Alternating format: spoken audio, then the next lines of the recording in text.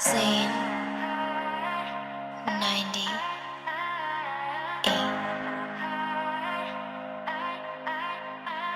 我和你在一起的时光总是过得特别快，来不及去想别的，只有最疯狂的爱。忘了一切世界都被我们关到房门外，喜欢你的每个姿态，喜欢喜难有你在。卸下防备，我们在彼此面前不用去装。你提起我的兴趣，有你会的独家秘方。卫生间的金字墙和卧室里的浴缸，在你我能够想象到的随便什么地方。像鸟儿扇动翅膀在那云层里飞着，拉开窗你发现外面天都黑了。别去问我最喜欢你对我怎么做，你听我说，只要是你。脑袋一片空白，好像引爆的炸弹。这个时刻，我只想永远把你霸占。你知道吗？这世界上最动听的情话，是你趴在我的耳边对我说着不要。爱是海水和礁石在相互碰撞，是4月份的玫瑰对夏日盛放，是占有欲刺激后心的动荡。爱是一张床，相对2个梦的重量。爱是海水和礁石在相互碰撞，是4月份的玫瑰对夏日盛放，是占有欲刺激后心的动荡。爱是一张床，相对2个梦的重量。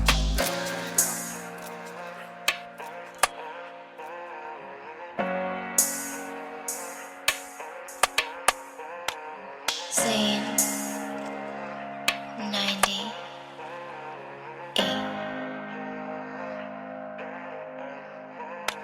我不害怕任何的威胁，只要我有你在。你在我心中地位根本没人能取代。如果失去了你，我估计会直接就疯癫。你占据我的一切，包括时间和空间。只有这个世界，最后我才发现你。我身边所有朋友全部叫我冷静，可是在你面前没法藏住我的本性。我说的我特别的爱你，这点我很肯定。别说你自己差了，我可不这么觉得。你能够配得上我们是最好的结合，陪我的一切，质疑的声音你也碎，一起爬上巅峰，就像碧昂斯和 Jay-Z。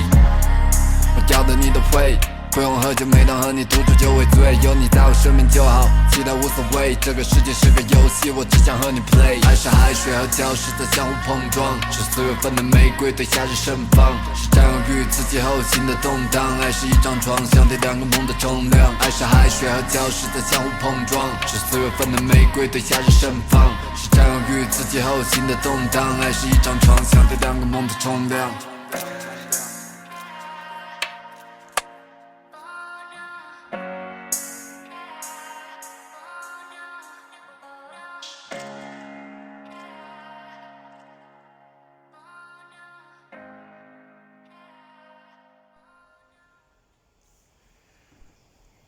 Good morning, everybody. I hope this video finds you well.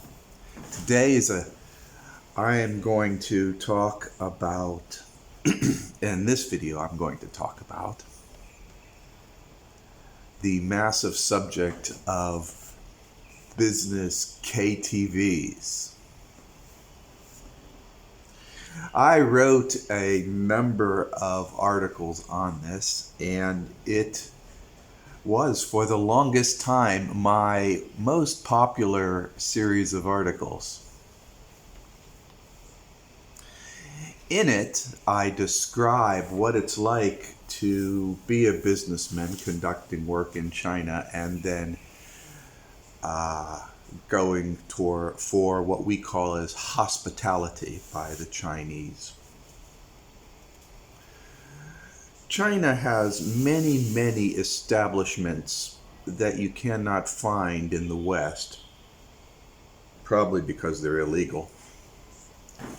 One reason or another, the United States don't want you to do anything that they can't get a piece of the action with. But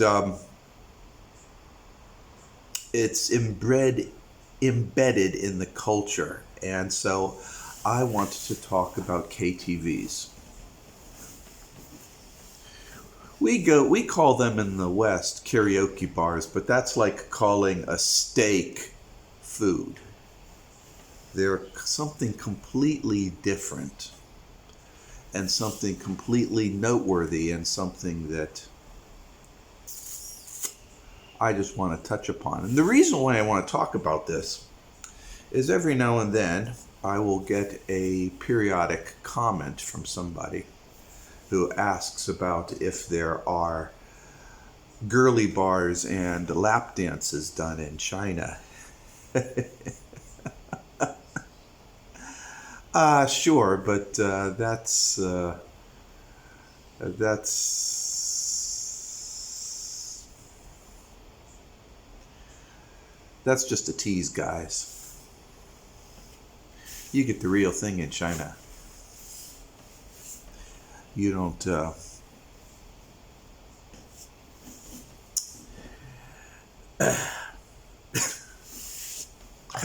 We're going to talk about business KTVs, right? So before you turn off the channel, you might find this very interesting. Whether you're a guy or a girl, I think you'll find it interesting. Now, when I first started working in China, I would spend the day and then they'd take me to a business KTV. Now, this is completely different from what I was used to in the West. In the West, of course, you have a business meeting, you go to, you have it at the company, sit in this big boardroom, you talk, you converse, you meet people. Maybe they buy you a lunch or a dinner, and then they take you to the hotel. That's it. Not in China. China gives you full-on hospitality. If you're in China, they make sure that there is somebody always there to help you and assist you and to provide you with whatever assistance and help you might possibly need.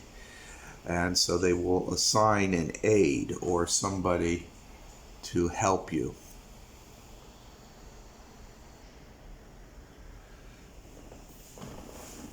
And so aside from doing business and conducting business and having lunches and meals, the business people will provide you hospitality. Hospitality in this context is much larger and much broader than what you would see in the West. Hospitality means they take care of you. And it's an entire system. Anybody who's ever conducted business in Asia will attest to what I have to say about this, because this is reality. It's not very well reported, probably because it's often censored because of the societal norms in the West will not allow anybody to talk about this kind of stuff.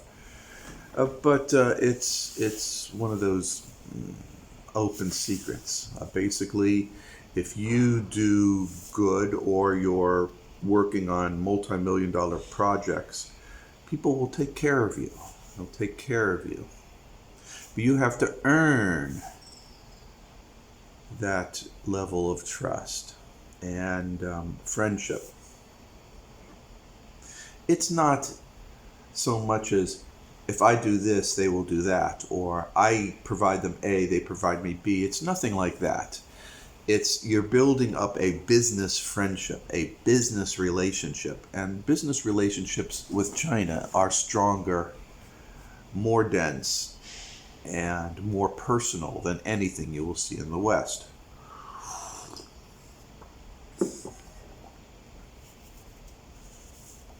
Now, in my articles, I talk about the entire process, and I'm sure those of you want to get to the salacious part where we're talking about picking out the pretty girls and having lots of fun in the hotel room and all that kind of stuff. Well, I'll get to that. But really, the truth is that is just a small smidgen of what the system is like. Essentially, what you have is a system where you meet people, you look over their factories, their systems, their inventories, and you study them. You actually audit them. You audit them functionally, where I have my aide go on over and he audits the factory as well as I audit their personality.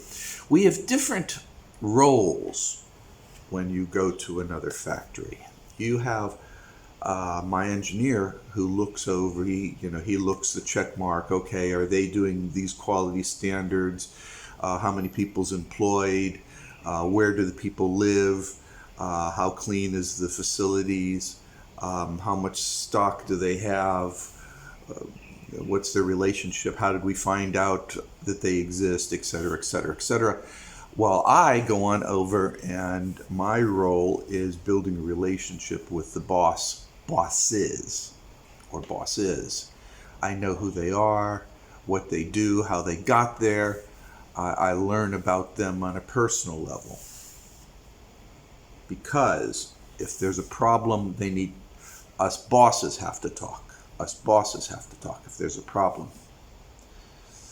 And in business, there's always some kind of problems. And they should be able to give me a call immediately, and things get resolved.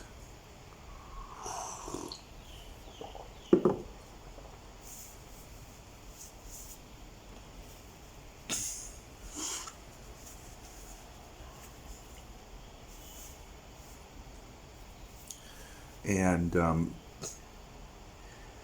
this is not something that happens in a normal American business to business situation.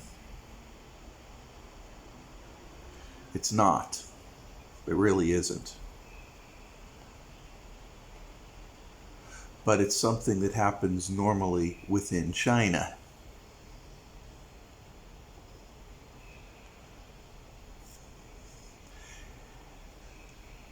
So let's talk a little bit about what happens. Let's imagine you arrive in China. You've got a jet lag. It's a pretty enormous jet lag. It's a minimum of a 12-hour jet lag. And let's suppose you go yourself and you find your hotel, and you take a taxi from the airport to your hotel and all that.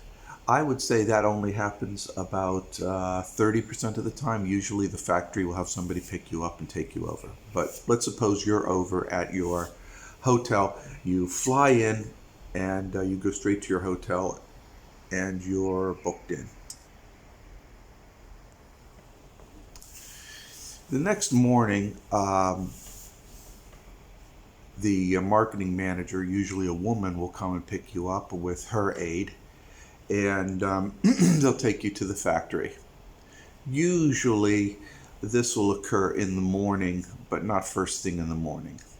Generally, they'll meet you and ask if you've eaten, which is a traditional Chinese greeting. It doesn't mean that they wish to have breakfast with you, but that often happens, and you have a nice long breakfast, and depending upon the rapport that you have already established, you might be eating anything from delicious Guangdong breakfast, which might be zhou, also known as kanji, which is kind of a salty rice soup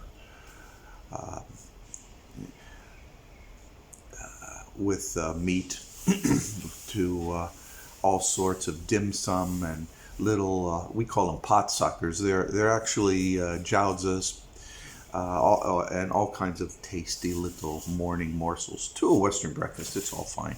But anyways, they'll come on over and they'll pick you up, and they'll take you to the factory. And then the morning will pretty much be a factory tour. You'll have a couple of meetings, of course, and coffee and tea. If you're flying in, they'll provide coffee, but usually for me, we do death by coffee and cigarettes. I call it death by coffee and cigarettes. Well, that's because you go to the office there, and they've got this big low coffee table, only it's a tea table, and you just sit there and they just give you non-stop cigarettes. And you're sitting there drinking tea. Now, I will be there with my aide. My aide speaks fluent Chinese. My Chinese is mama hoo hoo. Meaning I can understand a lot of the things they're talking about, but I'm not fluent in it. because in my role, I don't need to be. But so basically, they'll do all the hard talking, and I will sit there and I will go like this. And then occasionally I'll lean over to my assistant and go.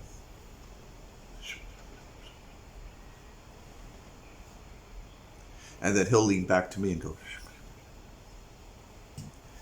And we communicate. He does all the talking, and I lean over every now and then and say a few things. It seems to work pretty good, and it's a good face for me, so that's how we conduct business. Of course, that's not how a lot of the people in the West conduct business. That's how I conduct business, so that's the way I do it.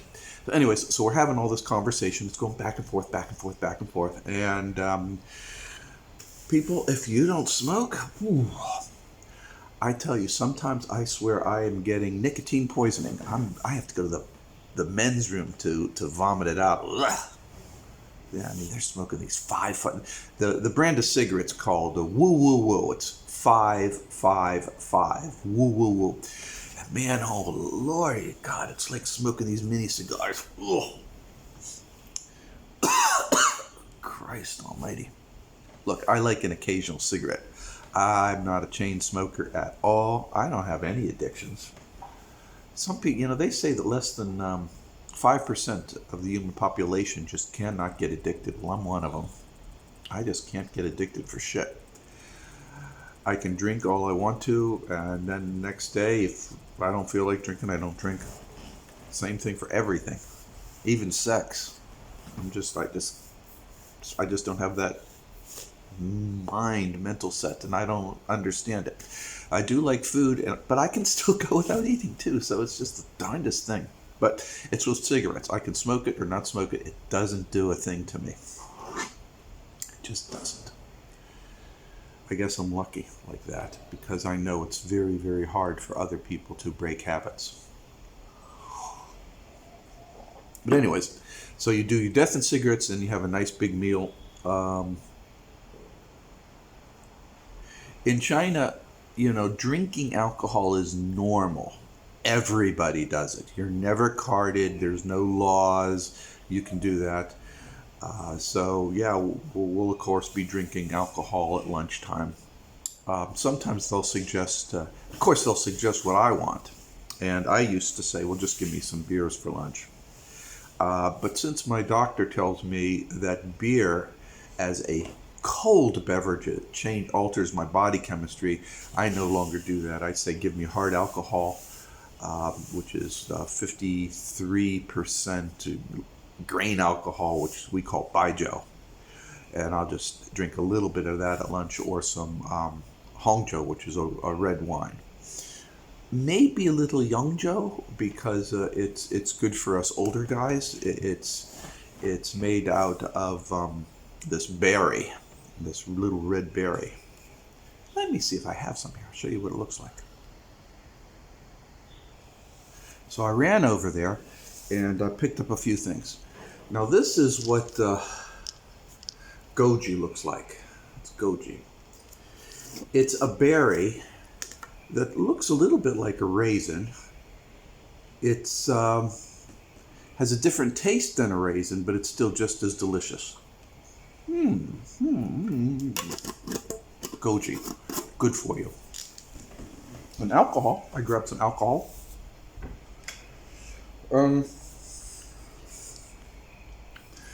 This is a kind of Moutai. I think it's Moutai. No, this is dew sauce. This is 53% grain alcohol. It's dew sauce. This is Moutai. This is Moutai. This is also 53% alcohol. Not 53 proof. 53% alcohol. Here's from a private stash. They come in all kinds of different bottles. Some of them are pretty fancy.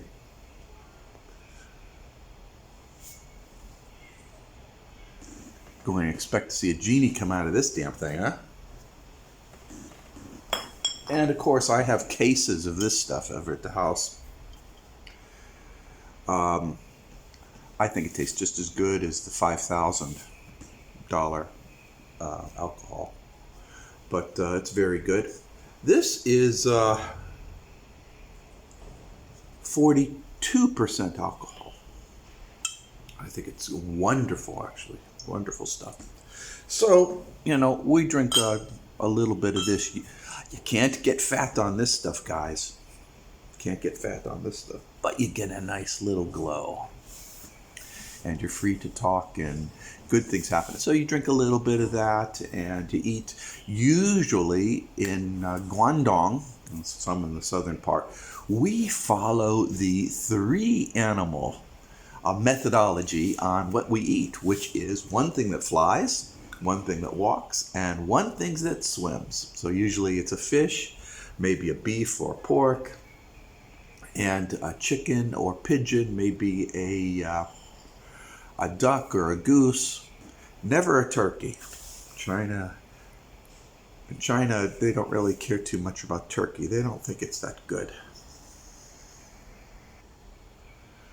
How was that, huh? So,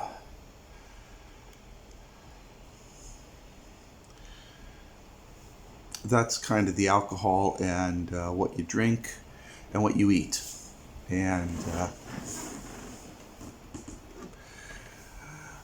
it's a big meal. Lunches typically last around 2 to 3 hours. You sit, you talk, you get to know each other. A lot of the conversation transpires. It's in Chinese, of course. I say a few things. Most of the time, I'm not saying much. That's just the way it is with me. Hey guys, can you believe me not saying much? Well, so I have plenty of videos of the delicious food. It's a thing I like to do. I post them on my Weixin or my WeChat, and they say, oh, man, I haven't seen you in a while, but I know you're eating well. My friends say they know I'm eating well. Yeah, I eat well. Though I haven't been going on business trips too much since the pandemic hit in 2019. I only go occasionally now. It's not that the sales are decreasing. Well, we lost a couple of customers, but it's that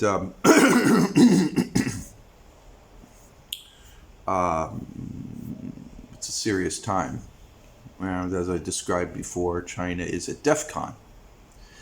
I know in America and in the West you say, well, you're under lockdown for coronavirus. No, China is not under lockdown for coronavirus. China is at a state of high military readiness and is prepared for all sorts of attacks, of which biological warfare is one such thing. And yes, everybody walks around in hazmats, and we all test, and we use QR codes and all the rest.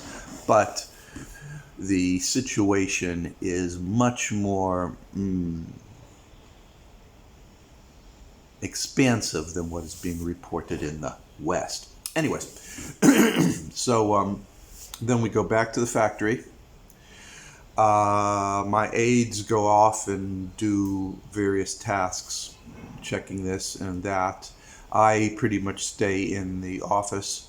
Often they let me take a nap on the sofa, which is the norm for business management. They say, go on over here, just take a nap. Just close your eyes, take a nap. Oh, I have to tell you, the offices in China is not like offices in the West. And say, it's not a cubicle with a desk.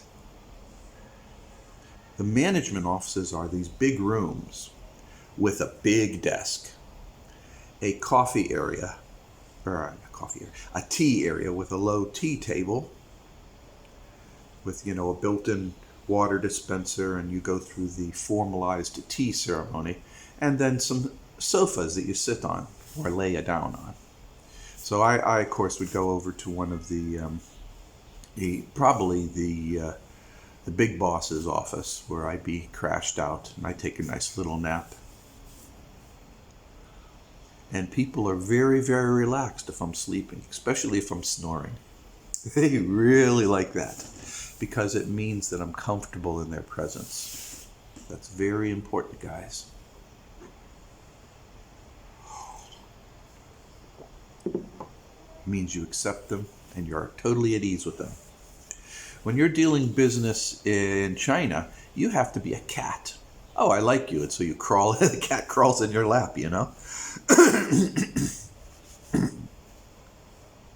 So yeah, it's a full, all-intensive event sequence, and then come around 6 o'clock, they say, let's go and get something to eat. But first thing they'll say is, do you want to go to your room and freshen up? Change some clothes, take a shower, do anything. A lot of times, if you're a foreigner, they will do that, in which case you'll be given 2 hours before a dinner to have a freshen up. If you're flying overseas, I strongly recommend it. Just get yourself some cat naps, take a nice little nap, take a shower. I recommend it highly. But if you're a local guy who lives in China, you don't have to do that.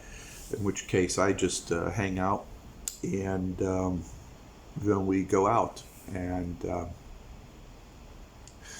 somebody drives the boss's car for him, and I sit with the boss, and we drive over to the banquet, and it's always a good, delicious meal. Again, the 3 animals, and lots and lots of food. Lots more tea, and more smoking, and we just have a good meal. Conversations are going on all around us. Of course, these are not in big dining rooms. Sometimes it is, but mostly we have our own little room reserved. And in China, when you go to a place to eat, there's the restaurant, which is where all the tables are, and then there's the rooms. Usually, depending upon the size of the establishment, there's from 2 to 50 rooms. And you go into one of these rooms. And each room has its own television, its own sofa, its own little coffee table with ashtrays and stuff. And you go there and enjoy the hospitality and talk, and then you sit down and have the meal. Let's talk a little bit about the meal. Sometimes I talk about this kind of stuff, and for me it's normal. I have to remember what's so different from what's done in the West, because for me it's normal eating in these establishments, and I'm just, oh yeah, and then, oh, I forgot to mention this, oh, I forgot to mention that. Yeah, it's just the way it works. So, yeah. So let's, yeah.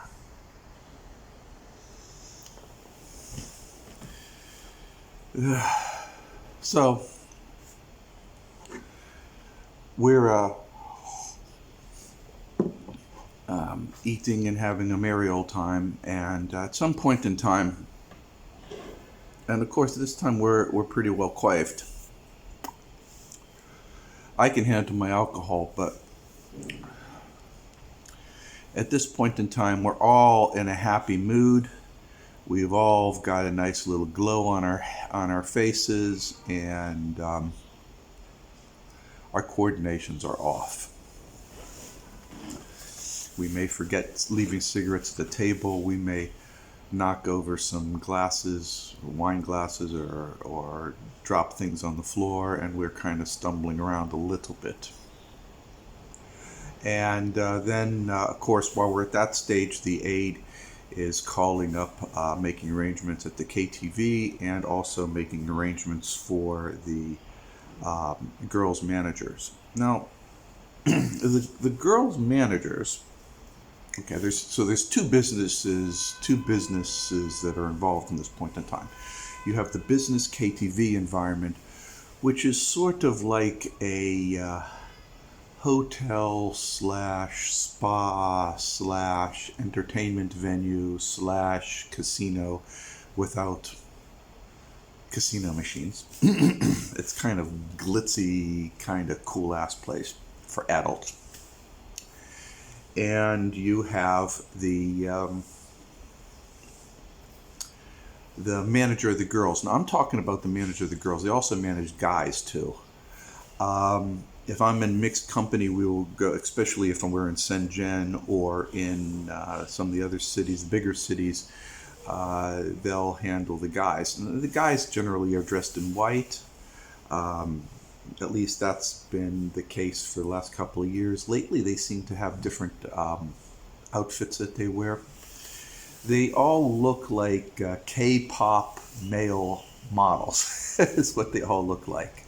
They're all in their 20s, good-looking young men, very attractive. And they're there to play and perform with customers, whether they're women or men who prefer to play with guys. Me, being a heterosexual, I like to play with girls. And let's talk a little bit about that.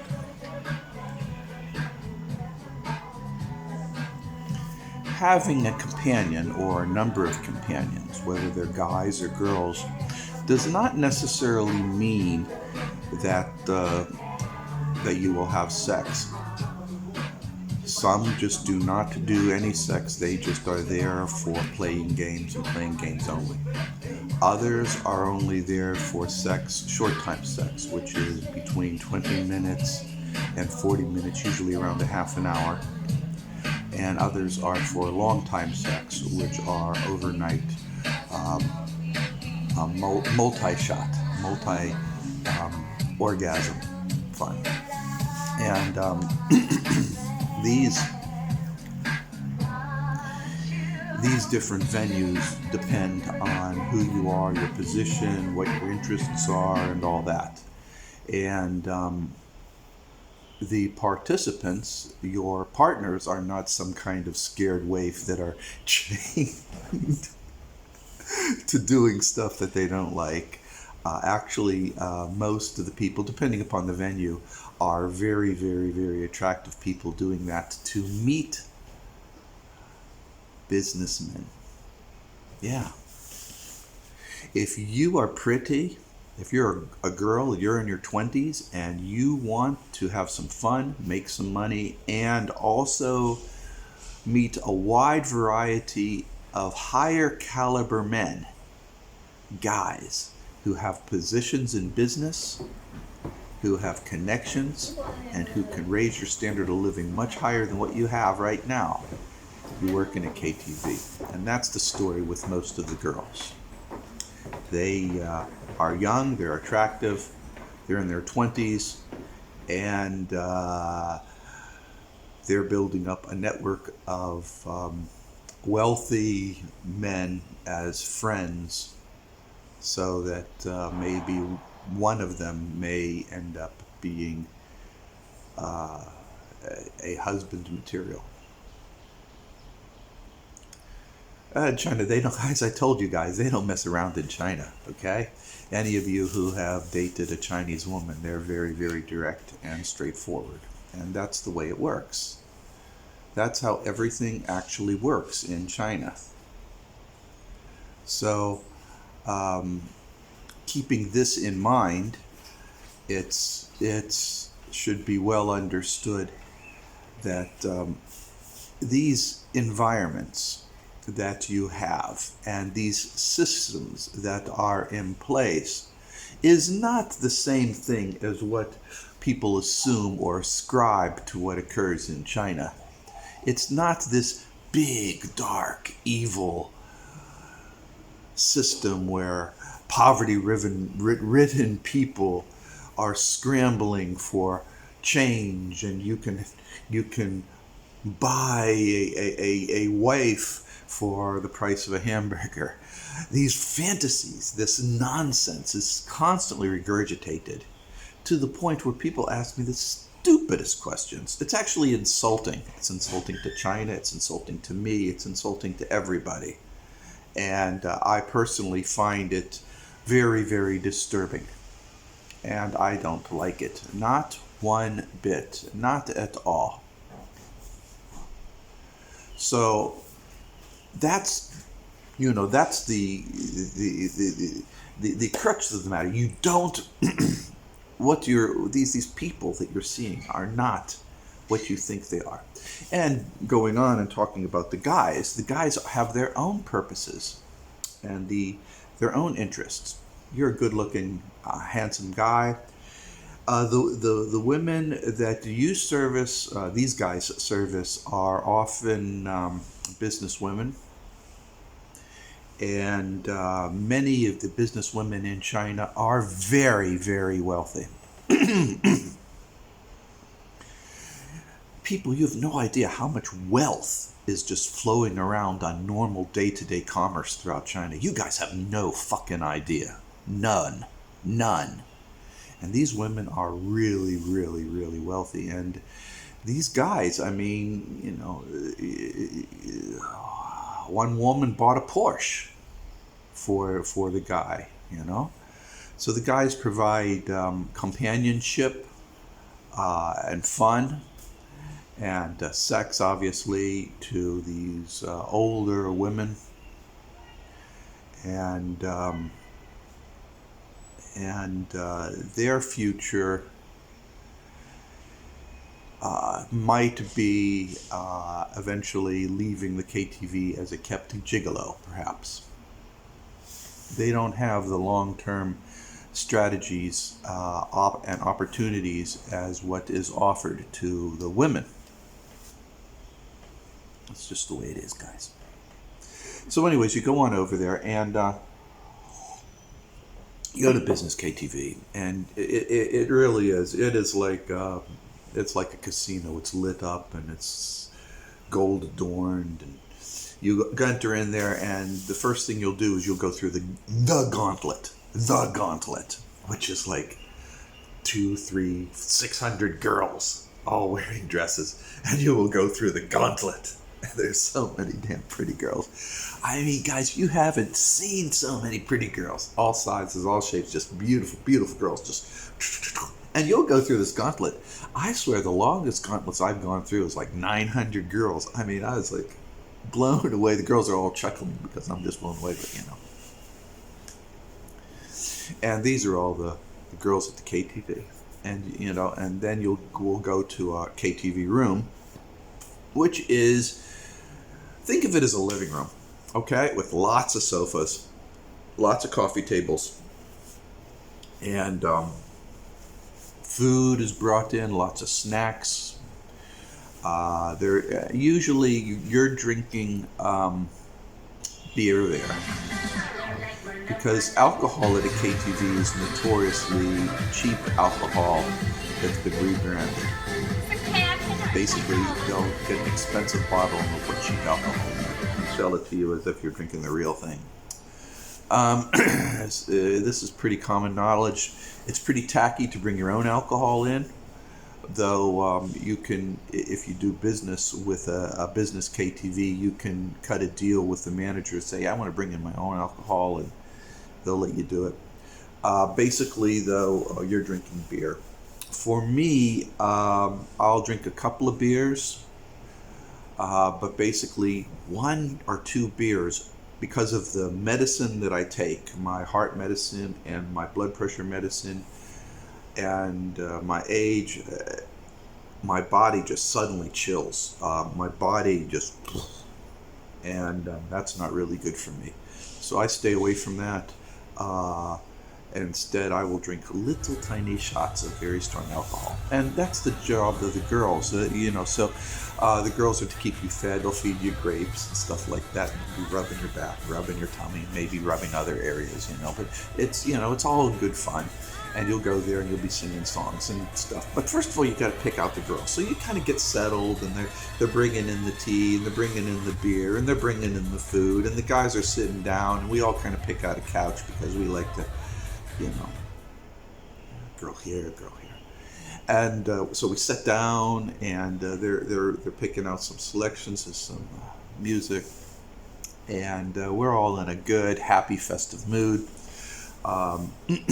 And they start bringing in the lineups. Generally, the lineups will be between 10 to 20 girls will come on in a batch. And in the bigger establishments, you might have 30 batches come in. But usually I pick out a girl or two within the first 3 groups. I'll tell you the last time, this was a couple months ago. I was over at a KTV, and I picked out this girl.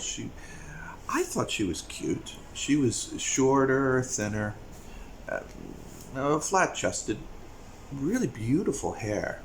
Didn't smile though. I brought her on over, and she apparently she was a new girl, and she just didn't know how to do anything. And I was thinking, getting rid of her because she was just wasn't really into the scene. She wasn't playing. She wasn't doing much of anything. She was just being. And then they brought this chick in, and she had these boobs. So I was like, damn! I should have switched. But she had this big smile. A smile, guys, a smile adds 3 points to 5 points to your attractiveness scale. I was like, man, she's got a smile. I could play with her boobs. Oh, what's not to love? But anyways, I stick with the girl because of I'm a little buzzed, and I'm thinking, maybe this girl will lighten up. She didn't lighten up. Lessons learned, guys. If you're with somebody who's not smiling and having a good time, swap her out. They don't give a damn. They really don't care. They don't care. And then, once you pick out the girls, everybody's got one girl or 2 girls. Now, there's something about these girls. First of all, you'll come into a room and you can have these very beautiful girls. I mean, very beautiful model girls. And they are just there to play and drink with you. And a lot of the other guys will say, look, I don't want a girl for the night, but I just want to play with some pretty attractive girls. In which case, that's exactly what will happen. They're playing with very attractive girls. For me, of course, they want to give me the hospitality. And so, they say, how many girls do you want, for tonight? I say, for tonight. Does that mean now, or does that mean in the hotel room? And they're talking about the hotel room. And geez Louise, guys, the most they've given to me was 3 gals, and I'll tell you, that is more than I can handle. 1 gal is more than enough concentration. So, but that's just me. A lot of times they're offering me 2 girls to play with, and then I pick one for the night. It's up to the girls. And you just pick a girl that you find appealing. And for me, it's always the smile. Body shape too, but it's always the smile. They're all wearing the same kind of clothes. And then later on in the evening, they'll all leave and they'll get into their regular street clothes. But when they come, they're wearing their uniforms, which is usually they have different kinds of uniforms. The best uniform I like is the Gone with the Wind look, where they're wearing this nice dress with the big billowy hoops. Man, that is so attractive. I just love those things with the bows and the little lace and stuff, and they look so good with their hair with a ribbon in the back.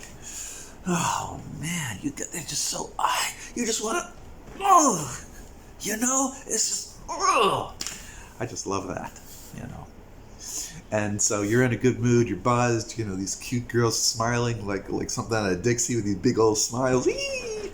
And you come on over and you play, and they sit down, and you're drinking and you're singing and you're playing some songs and doing some games and stuff, And now, Before you go, you have to have your kit. And I always take these. This herbal medicine's available throughout China, and it slows the intake of alcohol into your bloodstream.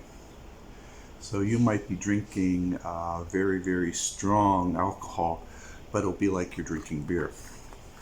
It's sort of like when you take acid and hallucinogen and you're able to drink without ever getting drunk. It's sort of like that. Always make sure you have extra condoms. Just in case, something goes wrong. The girl only carries one condom.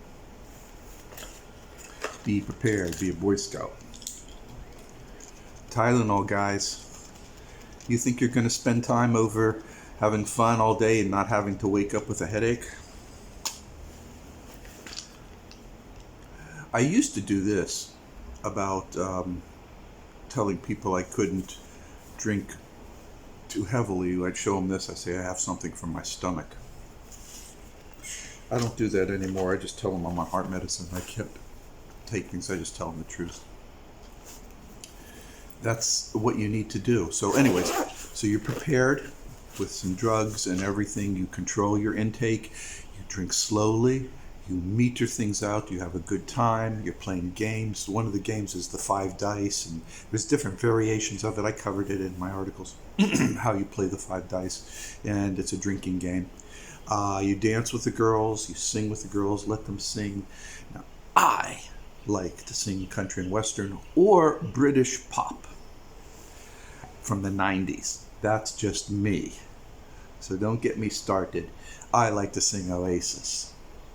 Said, maybe I don't really want to know how your garden grows, but I just want to fly lately.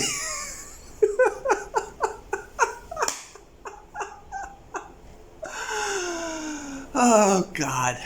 And some choice Chinese songs, But I really like to sing American country and western. Maybe some Tim McGraw and some other songs. And you can get them, or you can have your aide find the songs on the internet and plug them in. To know me is to love me. I'm perfect in every way. Each time I look in the mirror, I keep looking better each day. I know I must be a hero. I know I'm one kind of a man. So Lord, it's hard to be humble, but I'm doing the best that I can. I know I don't sing for shit, but it's fun. You're over there, you're drinking a little bit with pretty girls and just having a nice time. Having a nice, enjoyable time. And eventually, usually by then, the aide says it's time to go. I have always instructed my aides that I turn into a pumpkin at 12 o'clock. Don't keep me out till 3 o'clock in the morning and give me a girl that turns into a pumpkin at 6. Okay, it's a 3-hour thing. I basically say, Let's wrap it up at 11 or 12 o'clock. You guys could stay. You all can stay and have a good time, but send me off to the hotel with the chick because I'm an older guy. I want to play with the girl and then have fun and call it a night and then wake up and have some more fun and then leave. And so that's all pretty much well taken care of and handled. And then I leave with the girl or girls that I'm playing with, and they lead us all up into for the night. Money exchanges hands with their manager. Their manager I'm usually drinking a little bit with. A lot of these managers I've seen over and over again. Over time, we get to know each other. I show them pictures of my daughter, and we talk about their kids and the issues about, trying to get schooling and everything for them. And I've got a couple that speak English, and we get in these big conversations about, how to raise a kid and what I'm doing wrong and everything. And so we do that kind of stuff. And then I get with the girls, and we're led to the room, and hopefully, and basically, you get in there. Usually, you and the girl take a shower, and then you go into bed, and things transpire. Usually, I like to sit and talk, and we just relax. It's quiet there, because when you're in the KTV, it's noisy and all this stuff. And then, you can guess what happens. It's not like what you see on porn flicks. That's a fantasy. Do not ever convince yourself that these porn movies or Hollywood movies is what really happens. It doesn't. We're just adults. We're had a good time. Maybe we'll do more adult things, or maybe not. It takes two to tango. Okay?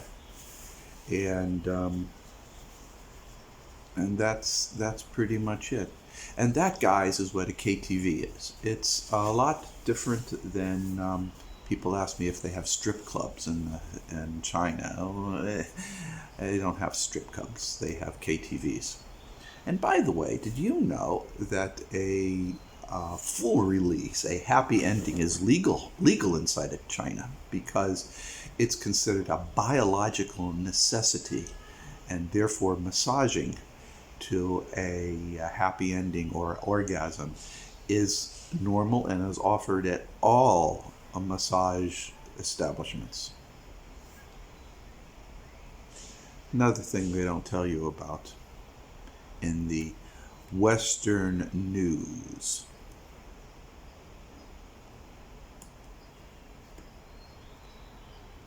Yeah, so much they don't tell you, huh?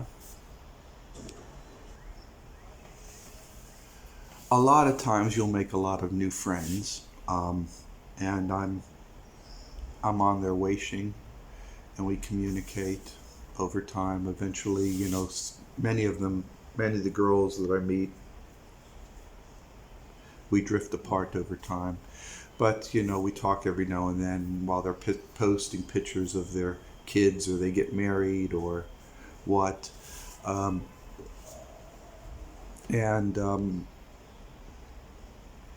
It's all pretty good. And that's the reality of things. Just people conducting business, eating, drinking, having a good time, maybe having sex, maybe not having sex, and going about their regular day-to-day lives. And that's the reality. It's nothing salacious. It's nothing that, deep, dark, evil things like you'll read in the BBC or in British tabloids, or the hush-hush world, the secrets of China. Yeah, it's bullshit. There's a lot of bullshit going on. And so I just wanted to use this opportunity to talk about what it was like at a KTV. People asked me about strip clubs and stuff. No, they don't have them in China.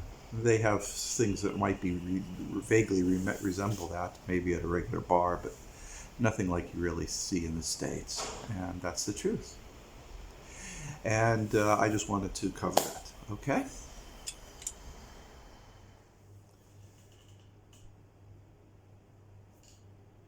You've heard me go on and on and on about my thoughts on this matter, but really it doesn't really matter to you viscerally or personally.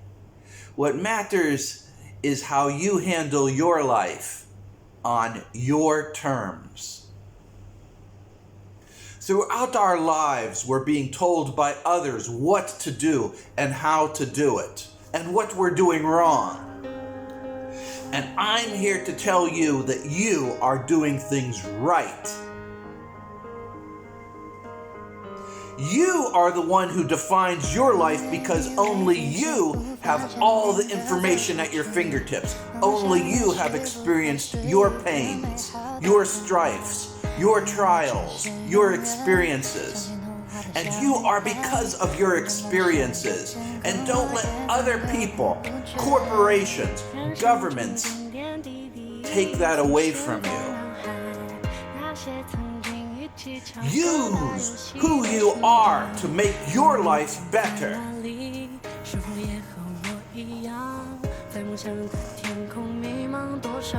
You are very special. You are very unique. And I see people, they visit the website, they read the videos, and still you guys have doubts. Don't doubt. I'm here, right here, to tell you that you can define your life on your terms. And it's time right now that you need to start doing it. Tell others of things you don't want to deal with because you don't want to, because you have your own reasons. You define your life. You eat the foods you want, live where you want to live, and behave in the way that you feel comfortable with because it's your life, it's not anybody else's life. And sure, there's complexities in life, and marriages, and corporations, and governments, and everything that seem to make everything not so cut and dry. But I'm here to tell you, it is cut and dry. The only thing that matters, is whether you are happy.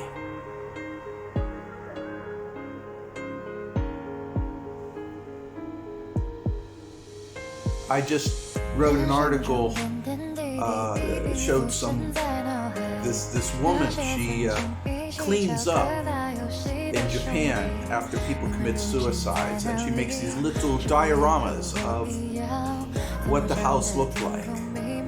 These are lonely people, sad people, and they died alone and they weren't discovered for 8 months later. Don't be a forgotten soul that kills yourself in darkness. Go out. Be part of the community. Talk with other people. Participate in life. Make a difference in the world around you. And don't be sucked into other people's issues. Just be helpful. Stand back. Be kind, but stand back. Embrace that which you love, whether they're children, dogs, cats, squirrels, or rodents. Whatever makes your boat float, by all means, go for it.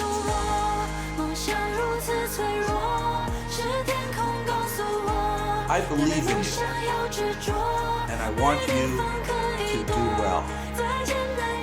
Never forget who you are. Be good. Strive. Be the Rufus. Be the best you can possibly be. Because you want to know something? I believe you.